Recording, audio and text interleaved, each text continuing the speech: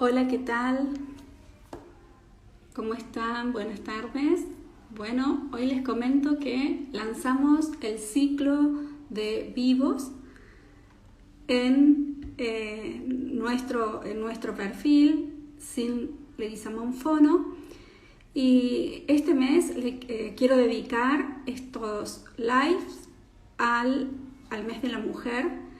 Por eso vamos a comenzar hoy con Agustina Videla, que es una mamá de un niño con autismo y que escribió un libro súper interesante que se llama Único, del autismo a la neurodiversidad, aprendizajes de una madre.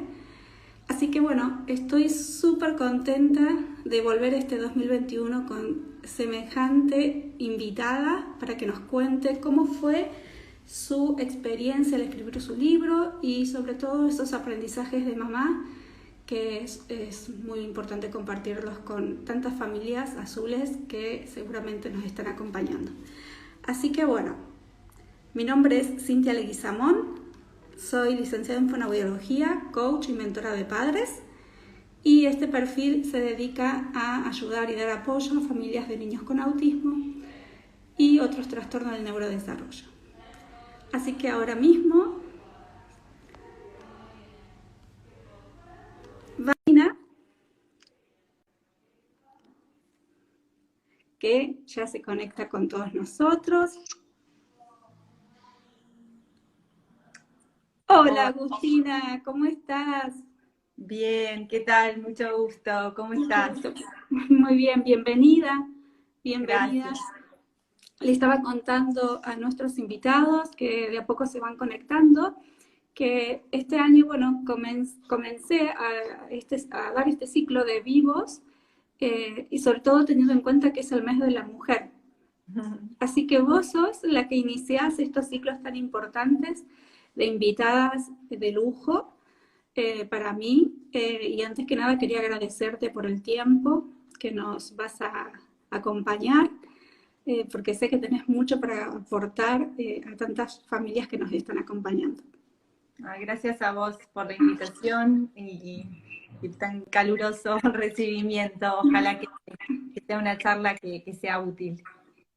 Bueno, bueno, mi linda Agustina, vos sos de Argentina, ¿verdad? Yo soy argentina, sí. Ah, bien. Y contanos, ¿vos conocés a un tal Lucas? Un poquito. Estoy Un poquito. empezando, estoy empezando a conocerlo. Es Qué gracioso bueno. porque además parece ser como un nombre famoso, digamos. Ya he escuchado, casualmente en mi recorrido he encontrado diferentes como cuentos, anécdotas, personajes de niños con autismo que se llaman Lucas también. El mío no es un nombre, digamos, no es un seudónimo, es su verdadero nombre. Pero bueno, hay tantos que me pareció que estaba lindo que usar el verdadero, ¿no? Así que sí, estoy Qué empezando bueno. a conocerlo. Bien, bueno, y para que todos los que están acá escuchándonos, ¿quién es Lucas? ¿Quién es Lucas? Bueno, Lucas es mi hijo, hace ya ahora 13 años que nació. Y bueno, comenzamos un recorrido con una crianza muy desafiante, muy difícil, de mucha incertidumbre, eh, recorriendo muchos médicos, muchas consultas, muchos psicólogos, muchas terapias, psiquiatras, y siempre, bueno, tratando de ver, de entenderlo, pero tal vez en realidad lo que diría es que honestamente pasé mucho tiempo sin tratar de realmente entenderlo, sino que pasé mucho tiempo buscando que alguien me dijera que tenía, ¿no? Y cómo me podía ayudar, que es verdad que es necesario y es importante, pero también llegó un momento, y ese es un poco el proceso que cuento en el libro, de yo enfrentarme a esta realidad y de conocer profundamente a mi hijo y de alguna forma de amigarme con este niño con el que me tocó acompañar la vida y que tiene muchísimo para enseñarme. Bien, y actualmente Lucas, ¿qué edad tiene? Lucas tiene 13 años en este momento. 13 años. Bien, ¿y a qué edad le dieron el diagnóstico? ¿Fue Mira, temprano? nosotros, el primer llamado de alerta fue Sí, del jardín de infantes al que iba a los 2 años. bien. Y bueno, esas cosas, ¿no? Que me imagino que también, por la experiencia que estoy teniendo de familias que se acercan y me cuentan que se sintieron representadas con mi relato, nos pasa muchas veces, ¿no? Que también a esa edad hay tantas cosas que suceden en una familia. A mí me pasó que nosotros veníamos de haber vivido afuera, como cuento en el libro, mi recorrido es como bailarina, como maestra de tango, de danza, y nosotros recorrimos muchos lugares de Europa, de Rusia, de Estados Unidos, de Canadá, entonces viajábamos mucho. Entonces, bueno, teníamos esa particularidad, que Lucas estuvo expuesto a muchos viajes en los primeros 2 años de vida, entonces no hablaba. Entonces dijimos, bueno, debe ser por eso. Después estaba este tema de la mudanza que nos estábamos instalando, bueno, debe ser por eso. Estaba el tema de un hermanito que justo nació en ese momento, entonces yo dije, bueno, debe ser por eso. Entonces, como que había muchas cosas mezcladas que hacían que en ese momento todavía, personalmente yo ponía como muchas respuestas a por qué no hablaba, por qué no se integraba en el jardín, por qué tenía esas conductas tan antisociales, digamos, que estaba tan metido en su mundo, que no levantaba la mirada, que no hacía las propuestas que le proponían, ¿no? No seguía las consignas. Así que ahí fue, para contestar a tu pregunta, a los 2 años y medio nosotros vimos a un neurólogo por primera vez y nos dio un primer diagnóstico que él nos puso en el marco de algo transitorio, ¿no? Como que era un diagnóstico para empezar a trabajar. Por eso Bien. también, ¿no? Entonces como que no era un diagnóstico. Y ese diagnóstico fue simplemente un retraso en la comunicación. Bien. Entonces yo tardé mucho, unos 5 años más, en llegar finalmente a una idea del trastorno, de que mi hijo tenía trastorno del espectro autista. Ese diagnóstico me lo dieron recién cuando él tuvo 8 años. Ah, ah, digamos, estoy pensando, hace esta cantidad de tiempo que vos me estás diciendo, primero, no había tanta información ni redes sociales, ¿no? Eh, digamos que la información que sobre todo iba llegando a Argentina, éramos, sí, uno de los países de Latinoamérica que más información teníamos, pero todo estaba radicado en lo que es acá Buenos Aires, y ni hablar en el interior del país, que aún recién ahora se están conociendo sobre los avances en cuanto a tratamientos y diagnóstico. Y a los 8 años me decís que llegó ese diagnóstico, digamos, certero, y que les dio la pregunta que yo te hago. ¿Qué sentís cuando te dan el diagnóstico? ¿Qué sentiste? O como papás, ¿qué pasaron cuando les dijeron ese autismo? Bueno, mira, en ese momento ya yo había pasado tanto tiempo lidiando con conductas muchas veces disruptivas, con el tema de la agresividad, con conductas agresivas, con dificultad para todo, ¿no? Para el aprendizaje, para la crianza, y había pasado por mucha gente que también me había dicho, bueno, no, que no tenía nada, ¿no? Entonces uno siempre está en este sentimiento que es contradictorio. Por un lado uno quiere sentir que la sociedad piensa que tu hijo no tiene nada, porque uno quiere que un hijo esté sano en la idea de lo que es, ¿no? La salud. Y por otro lado, también estás en la búsqueda de alguien que te diga que sí tiene algo, porque si no tiene nada, vos sentís que tenés la culpa de que esto no está funcionando, ¿no? De que no sos capaz de educar correctamente a este niño, y entonces hay ahí un gran sentido de la responsabilidad que es terrible, porque uno se siente culpable. Entonces, en ese momento, para mí fue un alivio que alguien me dijera, este chico tiene una dificultad, tiene un trastorno, y por eso todas las cosas que suceden.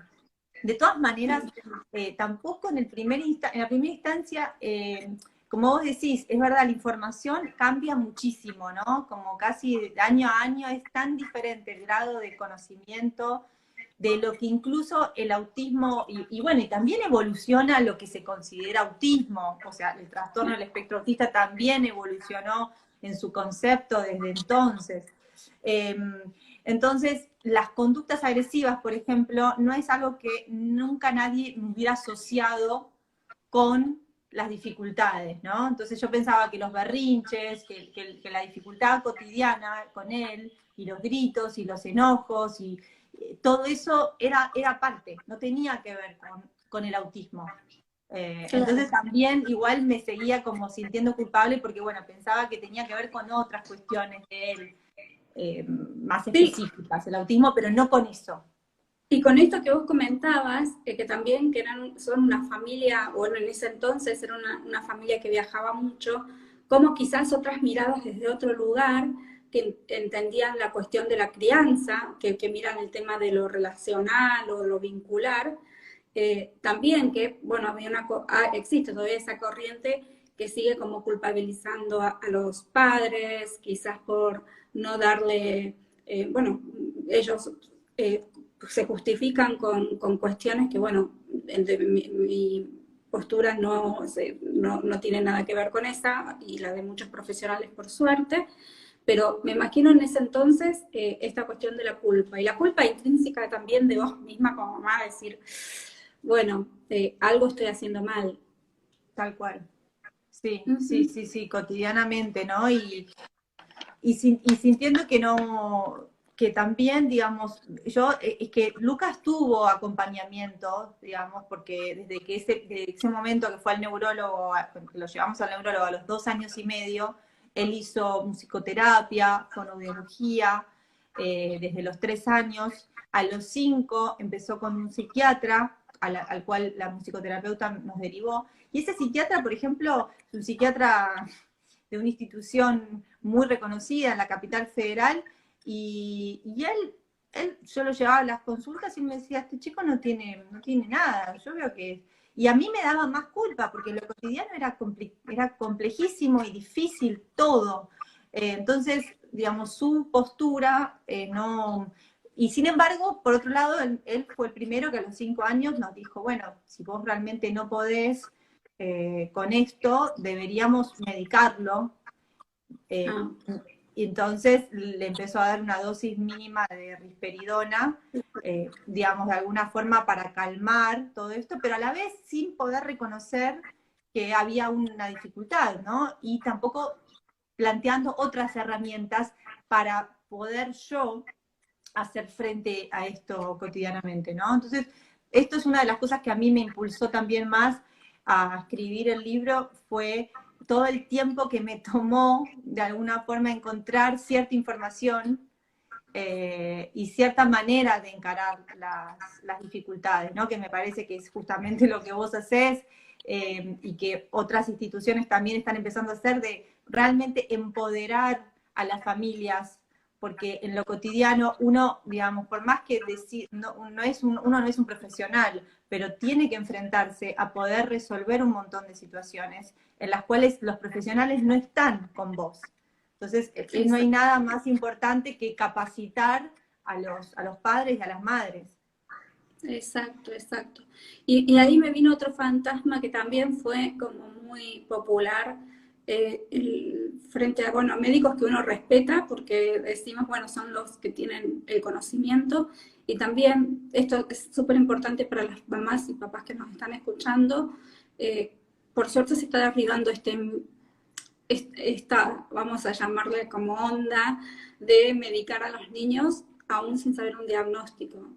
Por lo menos hoy los papás se plantan y dicen, bueno, déjame, tengo el derecho a la duda, de dudar de si está bien o está mal, pero antes directamente ni siquiera se probaba un tratamiento y directamente se medicaba, ¿no? Digamos que tuvieron que pasar por muchos desafíos ustedes como familia, y seguramente muchos papás se sienten identificados. Entonces, me decís que ahí surgió algo bonito desde la resiliencia que tiene que ver con tu libro, que se llama Único, del autismo a la neurodiversidad, aprendizajes de una madre. ¿Cómo nació ese libro? Mira, primero que nada, realmente nació desde dos enfoques muy distintos. De un enfoque muy personal y práctico, Sí.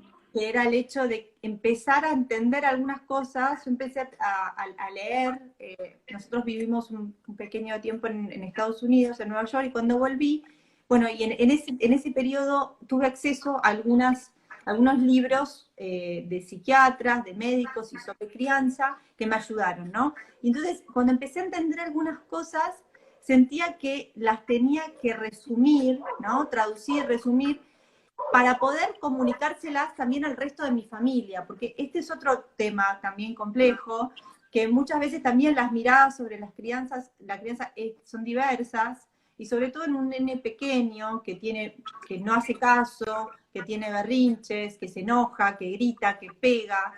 Es muy difícil también a veces entender de qué manera, ¿no?, criarlo, porque también hay muchas miradas que apuntan a la idea de la disciplina. Bueno, yo lo puse en penitencia durante mucho tiempo, pensaba que era una cuestión de su voluntad, que si él quería se iba a portar bien, ¿no? Entonces, cuando empecé a mirar las cosas de una manera distinta, sentí la necesidad de poder comunicar eso. Entonces quería escribir como un resumen para que me ayudara a tener una mirada común frente a él, porque si no me sentía que cada persona que se acercaba con de alguna forma con un paradigma distinto, con una mirada distinta.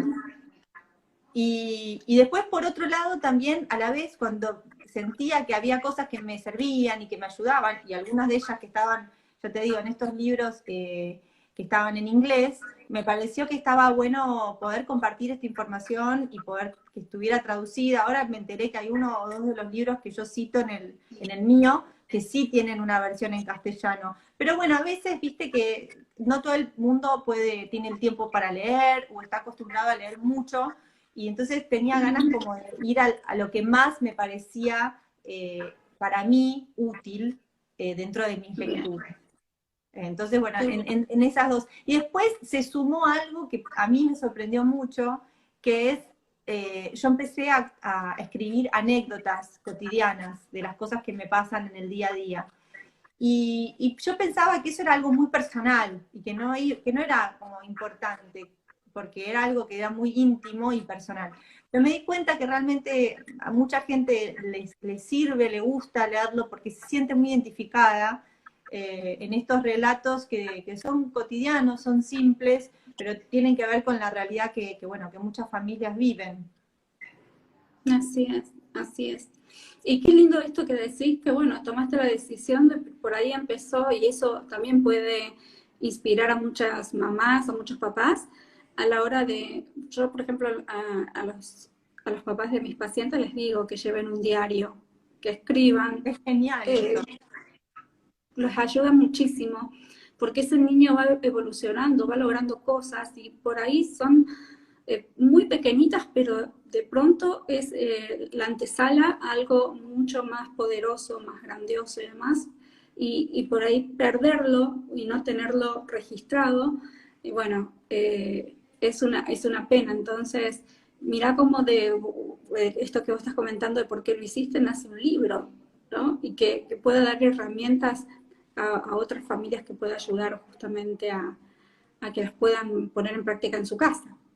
Totalmente, Bueno. me parece, eso que decís me parece re importante porque bueno, a veces, bueno, las cosas, así como también ciertas herramientas, parece que no son accesibles, ¿no? Digo, el hecho de escribir un libro también suena muy inaccesible, y a mí también me resultaba como algo como, ¿no?, como utópico, y sin embargo se convirtió en realidad y se puede convertir para muchas personas. Pasa en Estados Unidos, que estuve un tiempo, me pareció que era algo, también eso me incentivó, que era algo, en otros lugares, en otros países, a veces los relatos en primera persona son mucho más comunes, ¿no? Se encuentran muchos libros escritos por padres, por madres. Me parece que es súper valioso. Yo creo que acá en Argentina no hay tantos, hay algunos, pero ojalá que surjan muchos más. Primero, bueno, libros publicados, pero además de una forma personal, escribir siempre nos hace bien. Creo que es una gran terapia también, lograr sacar afuera lo que a uno le pasa, nos hace bárbaro. Así es, qué interesante. Y también es súper interesante porque si hablamos de neurodiversidad, esta voz que vos estás trayendo de la experiencia que tuvieron con Lucas, es una forma diferente de cómo se manifestó el autismo en él y cómo repercutió en la familia. Y tantas, digamos, estas cuestiones que van apareciendo en la conducta, en cuanto a cómo se van queriendo comunicar, cómo van adquiriendo habilidades. Hay otras familias que recién empiezan por este camino y no tienen idea con todo lo que se tienen que encontrar. Y quizás estos libros también escritos desde una mamá tienen el lenguaje de una mamá y no, por ejemplo, libros tan técnicos que por ahí se pueden encontrar que tengan que ver con autismo, que bueno, son demasiado técnicos y que sí se necesita alguna que otra preparación. Pero me parece súper bonito eso, que hablen un mismo lenguaje, ¿no? Sí, una de las cosas igual que quise hacer fue tratar de ser lo más también específica y citar en general todas las fuentes, justamente porque yo a la vez en este proceso no me sentía como autorizada, más allá de que yo puedo contar mis anécdotas frente a lo que iba descubriendo y a la postura de alguna manera que tomaba frente a las cosas, sentía que necesitaba realmente acreditar de dónde traía cada idea que traía. Entonces están citadas todas las fuentes también por el hecho de que si la gente quiere ir a ahondar, le interesa alguna idea, pueda realmente encontrar cuál es el médico o el psiquiatra o bueno, la fuente que originó ese pensamiento. Qué bueno, qué interesante. Me gusta también que has invitado a los profesionales a que también se hagan eco de la lectura de tu libro, que nos invitas a nosotros como, bueno, vean también que yo tengo ganas ya de ir a comprarlo, porque obviamente que quiero ver tu mirada, quiero que nos cuentes aquellas cosas que, bueno, vos pudiste ver en otros países y que también aportan muchísimo valor a todos. Así que, ¿y vos tenés ahí el libro para que nos muestres? Ay, sí, para lo traigo, mira, nunca lo tengo Sí, cerca. dale. Bueno, Lo tengo acá. eh, sí, a los que quieran dejar preguntas van a encontrar un botoncito con un signo de interrogación y pueden dejar sus preguntas ahí para hacerle preguntas a Agustina. A ver, Bueno, ahí lo eso que tengo. decís igual, Cintia, te agradezco que realmente es algo que el otro día lo hablaba con mi mamá, que nos sorprendió el hecho de que tantos profesionales con una mirada tan humana, tan humilde y tan abierta a querer escuchar un relato de una madre, me parece, y a querer entender de qué forma estar más cerca de las familias, de qué forma acompañar. Y eso me sorprendió porque definitivamente yo escribí pensando en otras familias, pero es muy lindo esto, que los profesionales se sumen a acercarnos y que justamente, bueno, yo he tenido todo tipo de experiencias, he conocido muchísima gente en todo este camino, algunos de ellos realmente me han ayudado muchísimo y han transformado nuestra vida, otros no, pero justamente también me parece que una de las cosas que más, digamos, me gusta pensar que transmito es esta idea también de poder sentirnos nosotros como madres, como padres, seguros de poder tener un espíritu crítico y sobre todo una sensibilidad frente al otro, a la persona que está enfrente nuestro, que más allá de que sea un profesional, es un ser humano. Y tenemos que encontrar los seres humanos que nos pueden acompañar en nuestro camino.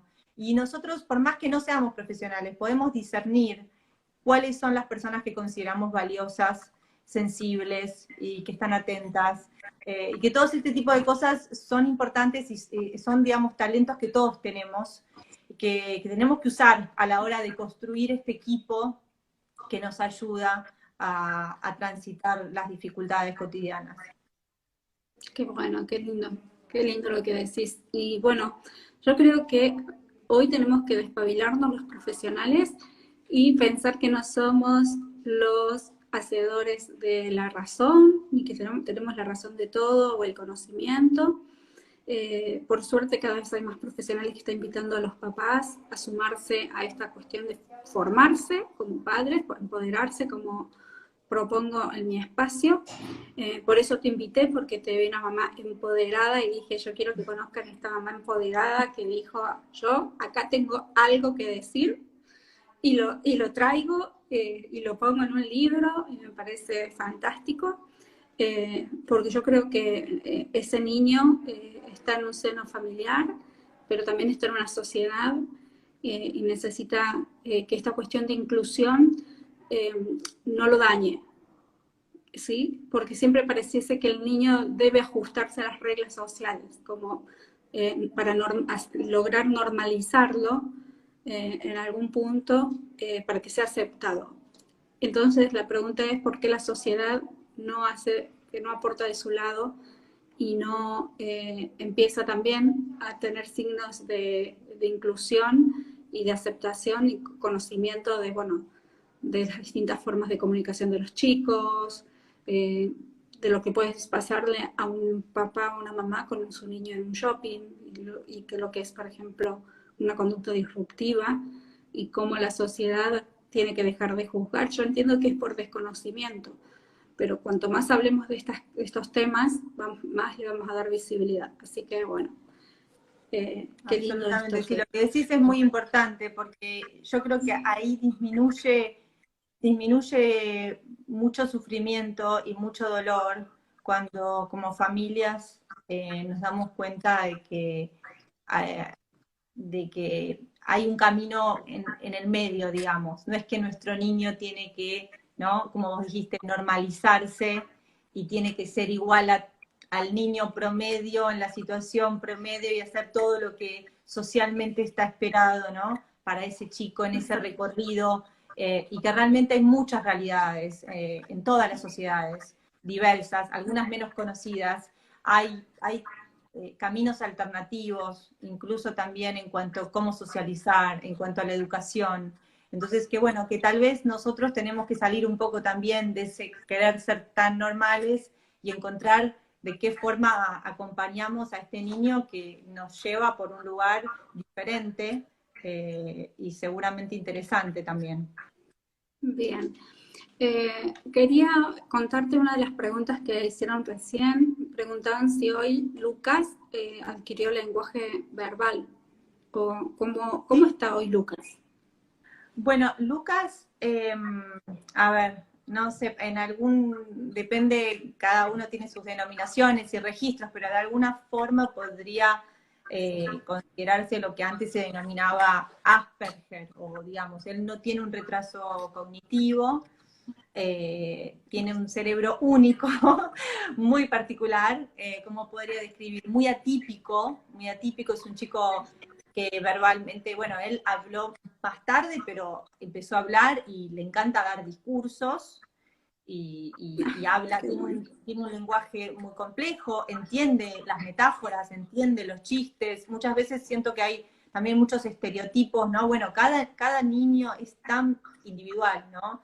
Después tiene otras particularidades, como que tiene 13 años y él no sabe qué día de la semana es, como no reconoce los meses, o sea, el tiempo abstracto, la hora en general, ¿no? Si vos le decís en una hora, no sabe exactamente cuánto significa eso. Entonces, tiene cosas particulares que tienen que ver con su memoria, con su procesamiento, pero a la vez es muy rápido, le gusta editar con la computadora y tiene un procesamiento, su cerebro va muy rápido, es muy creativo, Bueno. pero también se frustra muy rápido, se enoja por todo, tiene algunas conductas así como más negativas, depresivas. Así que eso, es un cóctel, como cada uno debe tener su cóctel. Sí, y además sumado, y que no es un dato menor, es que está en plena pubertad, digamos, con todos los cambios hormonales que eso conlleva y los desafíos que va a tener como preadolescente y adolescente en un futuro. Ese es otro nuevo capítulo en la vida. Otro capítulo. Bueno, por ahí otro libro, ¿por qué no? De todo lo que viene. Ya me lo han dicho. Definitivamente va a ser uno más largo, me parece más complicado. Y sí. Me preguntan acá, ¿a qué edad comenzó a relacionarse verbalmente Lucas? Mira, él bueno, esta es otra cosa que dije previamente en otra charla que me parece re importante transmitir a padres, madres que están en diferentes momentos de este camino, ¿no? Algunos a veces con niños chiquitos de 3, 4 años. Lucas hasta los 5 años prácticamente no habló nada, nada. Y me acuerdo perfectamente esta idea de decir, no va a hablar nunca, ¿no? O sea, de pensar que si no sucede en el momento, esto nunca va. Y el desarrollo es tan diferente, ¿no? En cada niño, no es lineal. Entonces a veces parece que uno mide como que el progreso fuera a ir de una forma estable. Y hay veces que las cosas no suceden durante un largo tiempo y un día de repente, ¡pum!, ¿no? Empieza y se larga a hablar y funciona. Entonces, él habló más o menos a esa edad, recién entrando en preescolar, y después continuó con algunas como complejas cosas en el lenguaje, como le costó mucho conjugar ciertos verbos, continuó diciendo palabras de una forma invertida durante bastante tiempo, creaba palabras que no existen, cuestiones así particulares, pero se pudo, desde ese entonces se expresa sin problemas. Qué bueno, qué bueno. Bueno, acá hay una mamá que pregunta, Pau Ruiz, ¿a dónde se puede adquirir el libro? Mira, el libro está en las librerías, en algunas librerías de la Capital Federal y en algunas también particulares de diferentes lugares del país.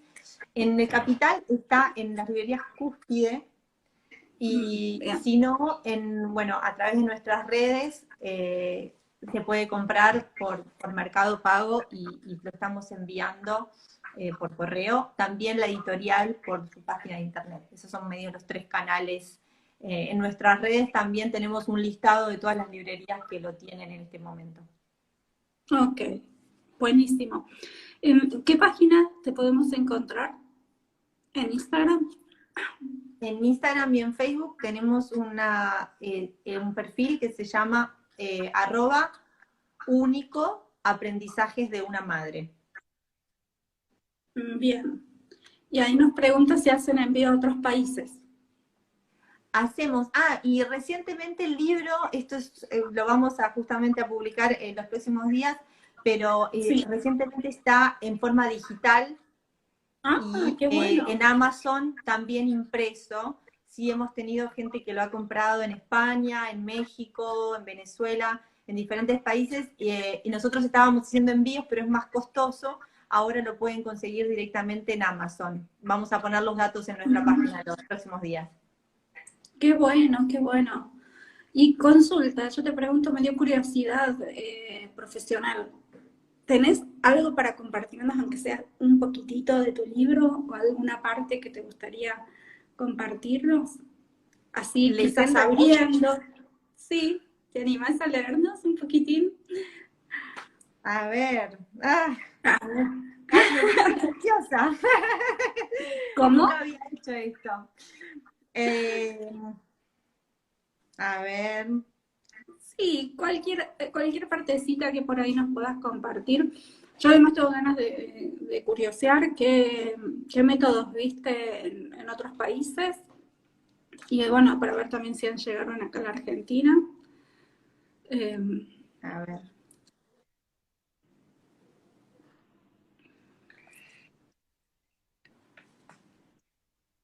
Me encantan así los vivos, así que son espontáneos. Esto no está programado, chicas y chicos. Pero que me dio ganas de... Ahí está. Te puedo leer como una página, una carilla de lo que es el primer capítulo, la primera hoja del capítulo 5, que es un capítulo que habla de, que yo lo llamo Conociendo a Lucas, ¿no? Y justamente me parece que está bueno porque es esta idea de que transmite el libro también, ¿no? Que me parece que todos tenemos que de alguna forma ocupar el tiempo necesario en reflexionar sobre nuestro propio hijo o hija, ¿no? Porque nadie es igual a otra persona y un diagnóstico en este momento quiere decir bastante poco sobre ese ser humano que tenemos en nuestra vida. Es más lo que no quiere decir que lo que quiere decir. Quiero decir, no te da tanta información, te da información de que es diferente, pero después uno tiene que encontrar quién es esa persona. Y bueno, entonces de eso se trata este capítulo. Entonces escribí esto. Para aceptar a Lucas, tenía que dejar de pretender que fuera otra persona, soltar al hijo que había imaginado y abrazar al que tenía. El primer paso era conocerlo y disfrutar lo que tenía de especial, cambiar en mí lo necesario para construir un nuevo vínculo, descubrir sus intereses, percibir los cambios de sus estados emocionales y descifrar el origen de sus comportamientos eran la base de cualquier tratamiento. En vez de apresurarme a buscar más terapias y especialistas, debía dedicarle el tiempo necesario a estas tareas. También reflexionaba sobre cada cuestión que vivíamos, para definir la habilidad emocional faltante y buscar material sobre ella. Al estudiar entendí que las situaciones de enojo, olvidos e insultos de cada día no eran intencionales. Lucas no lo hacía a propósito. No era una cuestión de manipulación ni de falta de respeto. Dejé de juzgar sus conductas desde las perspectivas de malas o buenas. Me dediqué a observarlo. Vivir mi cotidianidad, desprendida del juicio que le había puesto a los acontecimientos hasta ese momento, me llenó de energía. Aunque todavía era difícil sobrellevar ciertas situaciones, los nuevos conocimientos me dieron la paciencia que necesitaba para estar a su lado. A continuación comparto mis observaciones. Y a partir de aquí, ¿no?, desarrollo un poco algunas diferentes ideas que traigo de profesionales que me fueron ayudando a hacer un poco esta observación para luego empezar a ver de qué forma ayudarlo. Entonces me parece que la idea sería que nos tomemos un poquito el tiempo, ¿no?, de no apresurarnos a llenar de cosas antes de entender qué puede motivar realmente a ese ser humano. Qué bueno, qué lindo mensaje. Ay, yo tengo ganas de leerlo ya, yo quiero. Gracias, Cintia. Así que bueno, me encantó la sensibilidad también que en cada palabra pones. No es un camino fácil, no lo es. Y también es como tener la generosidad de escribir un libro, es como, bueno, desnudarse el alma, porque tenés que contar muchas de las cosas que por momentos te hace sentir vulnerable, ¿no? O momentos en que te sentiste vulnerable. Y sin embargo, decís, bueno, la misión por ahí de escribir un libro es mucho mayor que esos momentos quizás que tuviste de debilidad o vulnerabilidad. Así que yo te agradezco de parte de todos los papás y todos los que están viendo este live y van a seguir viéndolo después, porque voy a dejarlo colgado en mi feed. Pero bueno, quería agradecerte por tu generosidad y por traernos luz, porque creo que este tipo de cosas como escribir un libro es hablar nada más de la persona que más amas en el mundo, nada más y nada menos. Eso también requiere de mucha valentía. Ay, gracias. Creo que, bueno, bueno, hay muchas madres y familias valientes, ¿no?, ahí afuera, y simplemente, bueno, yo me senté a escribir, pero sé que, y sobre todo una vez que publiqué el libro, se me acercaron personas que sé que viven realidades mucho más complejas que la mía, y están ahí todos los días poniendo su cuerpo y su alegría, así que nada, extiendo mi respeto a todas las personas que están ahí cotidianamente criando niños diferentes. Qué bueno, qué lindo.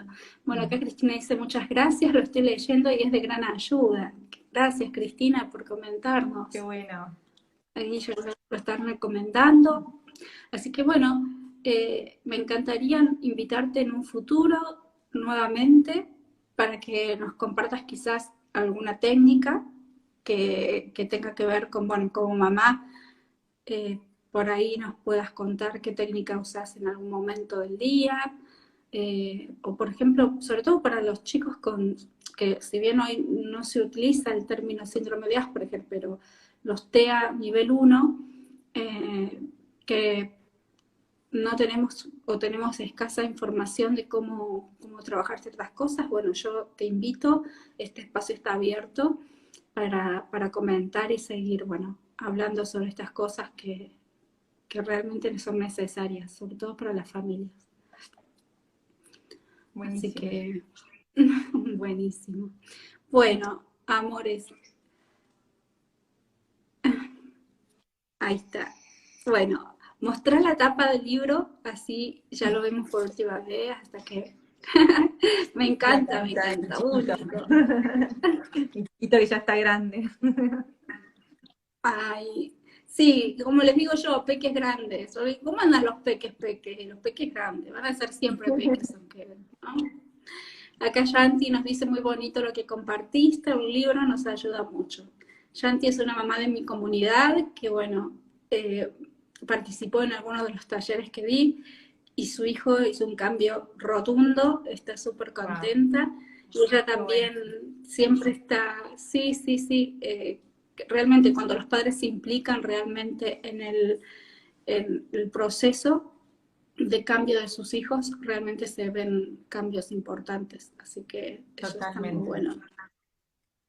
Totalmente, bueno, sí, hay mucho que podemos hacer en nosotros, ¿no? A veces ponemos tanto énfasis en pensar que es el otro y bueno, un poco también esto, ¿no? El libro, digo, me sentí autorizada a escribirlo porque no estoy hablando, profundamente no estoy hablando de él, sino estoy hablando de lo que me pasó a mí como mamá y del verdadero cambio que tuve que hacer adentro mío, ¿no? Y es eso lo que me parece que también finalmente como consecuencia impacta enormemente en ellos, pero hay que empezar por uno. Así es, así es. Siempre les digo, a los papás, si no entendemos cuál es el rol principal y no estamos bien parados con los pies firmes sobre la tierra, con el corazón en la mano, pero con los pies plantados, no podemos guiar a nuestros hijos a llevarlos por el camino, bueno, de la realización y sobre todo la autonomía.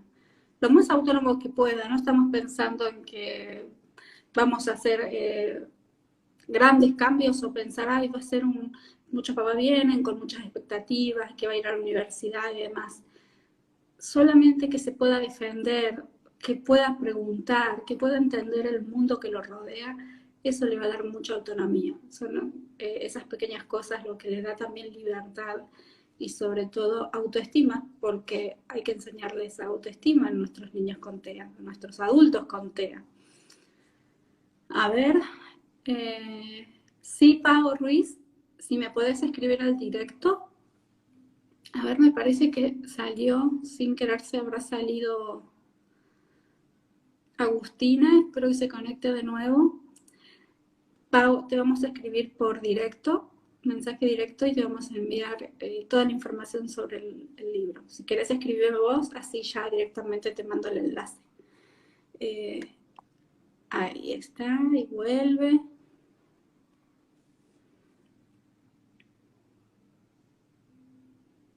A ver, ya supuestamente ingresó, ya le di aceptar, ahí está. Ay, perdón. No pasa acá nada. estoy de vuelta para despedirme, perdón, se desconectó. Sí. Bueno, acá Pau ya también pide más información sobre tu libro, así que le dije que me escriba por directo a mí o a vos y le vamos a enviar toda la información, así lo puede adquirir o por Amazon o en forma física. Así que bueno. Buenísimo. Yo acá abajo, si quieren, escribo nuestro perfil, igual lo van a encontrar. Dale.